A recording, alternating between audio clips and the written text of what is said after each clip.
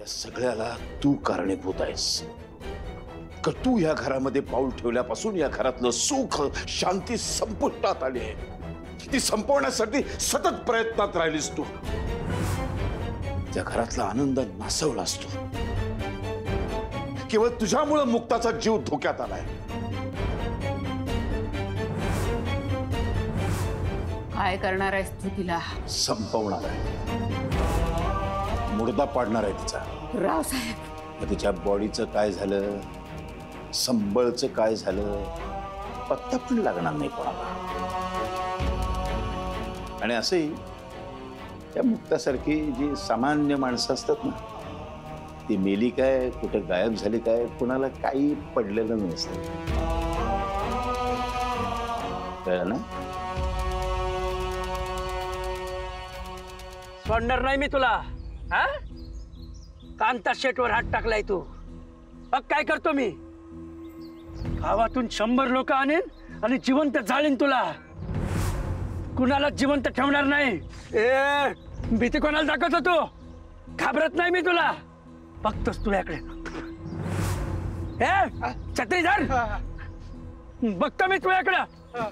बघतो, सोडणार नाही.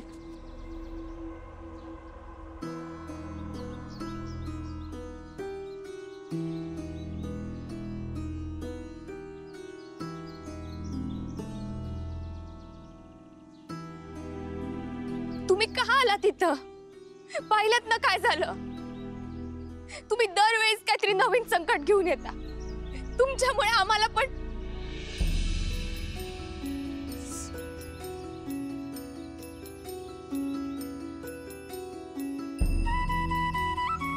माझ्या मुक्ताला परत न्यायला आलं.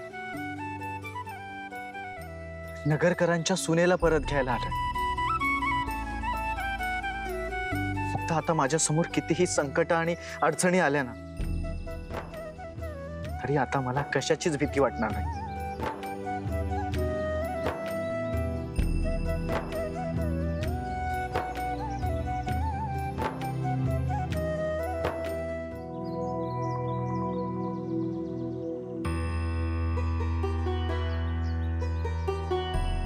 भीती तर तुम्हाला तमाही वाटली नव्हती जेव्हा सगळ्यांसमोर माझ्या भांगात कुंकू भरलं. तुमच्या त्या एका चुकीमुळे आम्ही सगळे चुकीचे ठरलो. ज्या घरातून प्रेमाने निरोप भेटायला पाहिजे नव्हता, तिथून लाथ मारून हाकलून दिला आम्हाला. हे बघ मुक्ता, जे घडलं ना त्याबद्दल मी तुझी पुन्हा एकदा माफी मागतो. तुझ्या कपाळाला कुंकू लावणं हे तुझ्या लेखी जरी चूक असलं ना, तरी माझ्यासाठी तो माझ्या आयुष्याचा सर्वात महत्त्वाचा निर्णय होता. त्या दिवशी हिम्मत केली नसती ना, तर मुक्ता आज मी माझ्या प्रेमासमोर उभा राहू शकलो नसतो.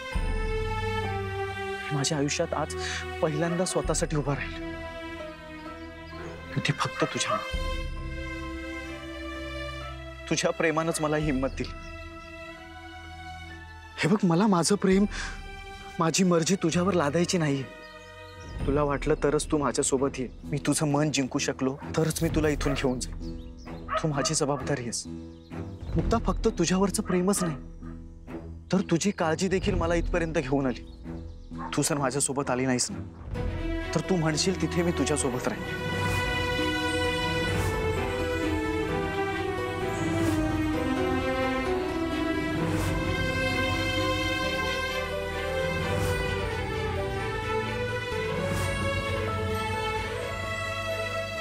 मुक्ता, खूप भूक लागली. काही खायला मिळेल का?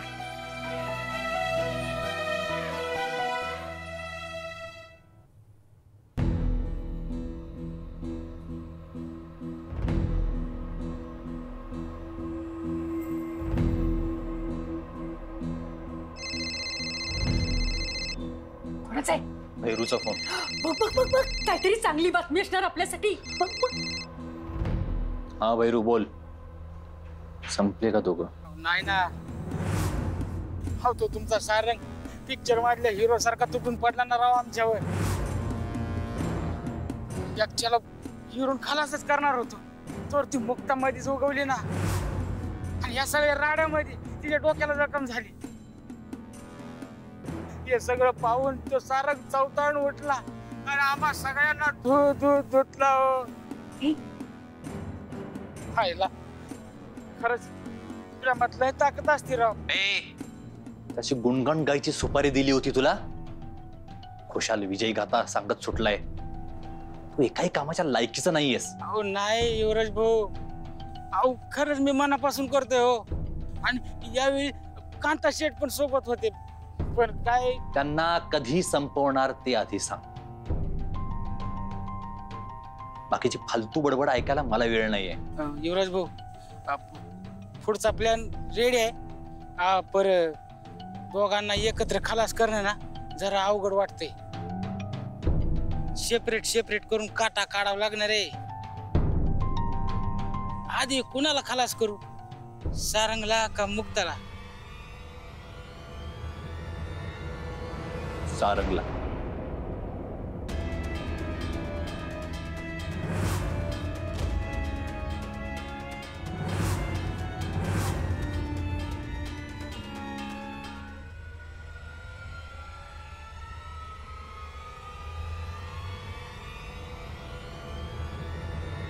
सारंगला काही होता कामा नये.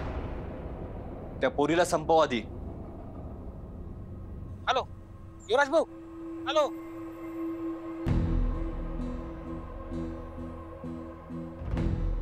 तुम्ही काय करता इथे?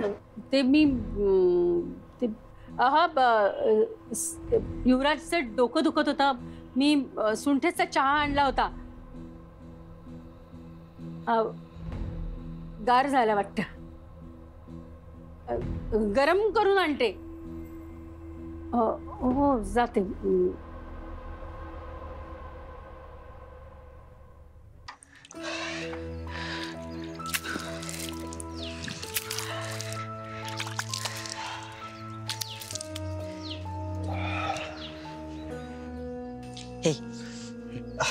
थँक्स.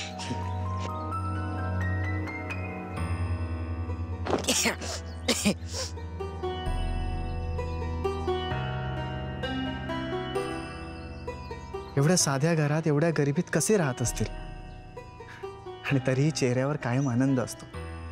अनबिलिव्हेबल.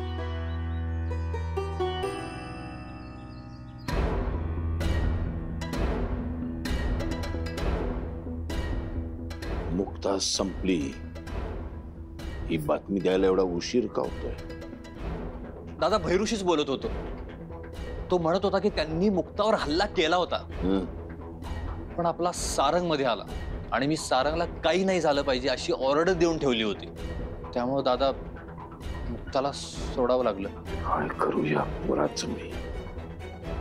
त्यांना म्हणावं काय वाटेल ते करा, पण सारंगला तिच्यापासून दूर घेऊन जा. भले त्यासाठी 4 फटके मारावे लागले तरी चालतील, पण सारंगला तिच्यापासून दूर घेऊन जा आणि तिला संपवा. हो दादा. तिचं घर जाळून टाका आणि मुक्ता नावाचं अस्तित्व संपवून टाका.